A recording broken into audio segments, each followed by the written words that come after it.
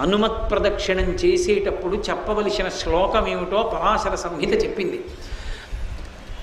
ఆయన దగ్గరికి వెళ్ళినప్పుడు ఆంజనేయం మహావీరం బ్రహ్మ విష్ణు శివాత్మకం తరుణార్క ప్రభం శాంతం ఆంజనేయం నమామ్యహం అంటూ తిరగాలి పరమ మౌనంతో.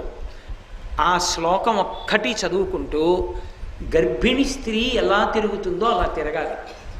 కనీసంలో కనీసం హనుమ జయంతి నాడు 3 మాటలు తిరగాలి. కనీస ధర్మం అది. 3 మాటలు తిరగాలి.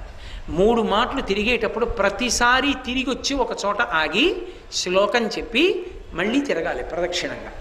అలా 3 మాటలు తిరిగితే, అందుకే నేను మీతో పరమ సత్యం చెప్తున్నానని జ్ఞాపకం పెట్టుకోండి. ఎంత ఉద్వేగభరితమైన పరిస్థితుల్లో, ఎంత కష్టంలో ఉండనివ్వండి, హనుమత్ ప్రదక్షిణాలు చేస్తే మనస్సుకి శాంతి కలుగుతుంది.